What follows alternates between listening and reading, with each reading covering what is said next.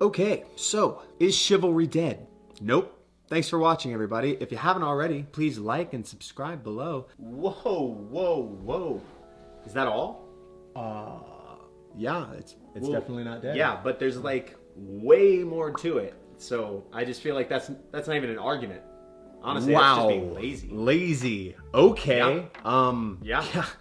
Okay, hey, I see. Call and you him think like that's a Caesar. All right. Wow. Calls him like a Caesar. You really want to know what I think? You want to know hear what all you gotta my say. thoughts on what You I talk think about this? You talk, call big me man? lazy. Huh? Okay. Shut So.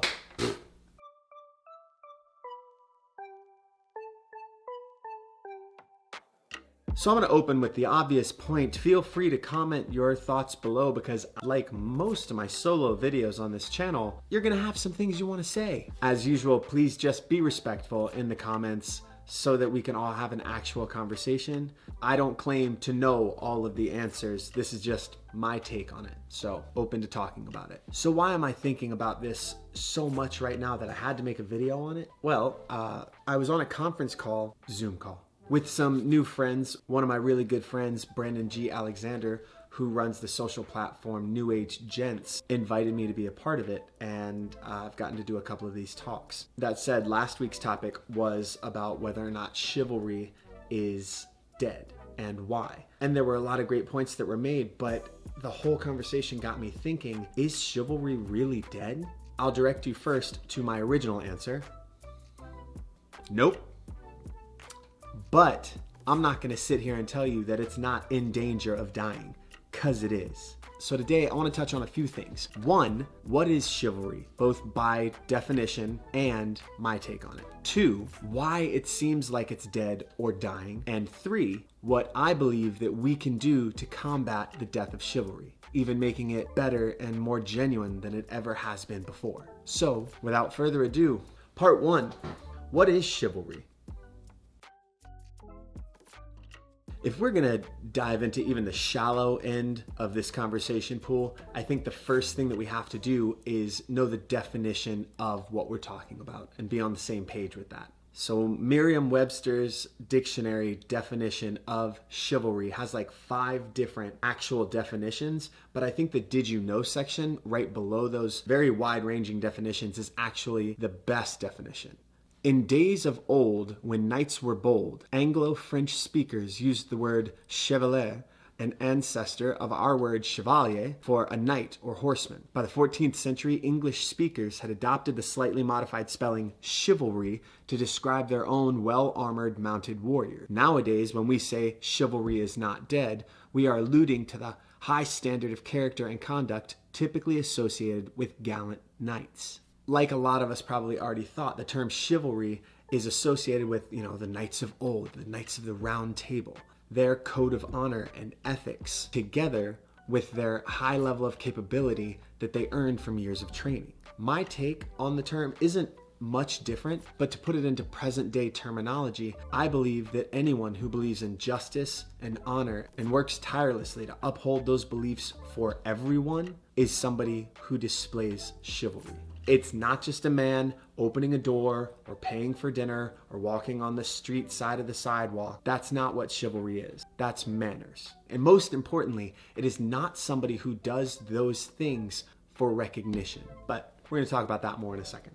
I'll be honest, though knights were predominantly, if not only men, I don't know, I'm not a historian, the term chivalrous, I think, can now be applied across the board. Again, this is anyone who upholds the beliefs of justice and honor for the sole purpose of knowing that those things are inherently true. And this is where my personal belief comes in, someone who trains themselves both physically and mentally to be able to protect those who can't do so for themselves, whether physically or mentally. Chivalry has to do with sacrifice, sacrificing your time to be prepared to stand up for those who can't stand up for themselves in some way, shape, or form. I think that for a long time it was men doing this thing for women. Those were the rules society adhered to, but it's not like that anymore. We live in an entirely new world, and I think anybody who is willing to uphold those beliefs can be chivalrous.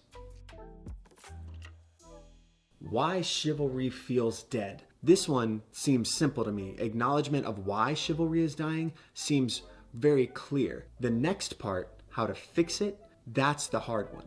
This one, easy. The truth is, not even from just a personal view, but just statistically, in the last few generations, there has been an uptick in fatherless homes, which leads to a lot of other issues. And again, this is not a personal feeling. This is statistically speaking. Children in fatherless homes are more likely to be abused, more likely to be incarcerated, more likely to have trouble with authority. And that means you have more children that are susceptible to abuse and neglect, emotional trauma, and emotional issues across the rest of their lives. I've talked about this a little bit in a previous video, but I can speak from experience that when you are worried about some abusive stepfather in your home, you don't really care about being polite. Like, that is not high on your list. And then you pair that with a society that increasingly puts value on the haves and what they have over the inner self and the inner workings and reasonings of a person that lives a certain way. And you have a recipe for disaster that's bound to start etching away at society's idea of chivalry. Well, Colt, that sounds like it sucks. So what do we do to fix it?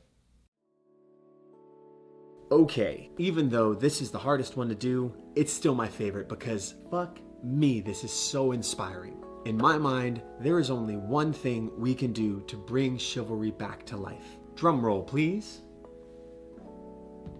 I mean, you knew I was gonna bring it back.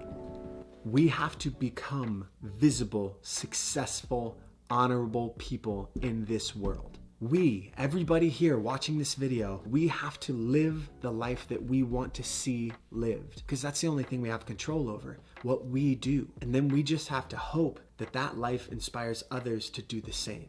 Now, there is a caveat. We also have to accept that if nobody again ever tells us that we are kind and honorable and respectful or chivalrous, we will know that we don't do it for the kind words that make us feel all warm and fuzzy. We do it for that one child who sees us and without saying a word knows how they want to be. I was really fortunate in my life. I had a lot of people to look up to. God knows without those people how I would have ended up. My friends, their parents, my parents. But the pain that was caused by that one stepdad really overwhelmed a lot of their good. So it can't just be one person, right? We all have to band together and do this. We're gonna make a difference. It is going to help, but we have to start with us. We've got to recreate chivalry. We got to make chivalry cool again. But the main thing we have to do, we have to be visible to be successful in this quest to restore chivalry. We have to be successful in whatever our profession is so that we can reach as many as possible with our love. It's not about money, it's about visibility. Be seen being, not acting like, but being chivalrous, and you will make a change. You won't always get it right. You will fail. You will mess up. And guess what? There are going to be people along the way that don't even like what you're doing. They don't think it's worth it. They don't see what you see in that code of ethics and honor and respect. But guess what? As King Arthur famously told the Knights of the Round Table, "Thou canst make everyone happy, thou aren't pizza." I think that was the quote. Pretty sure. But look, if we all begin here, today, right now, on the road to honor and justice, we can change the world. And one day, maybe even after we're gone, the world will once again recognize that chivalry is a part of love.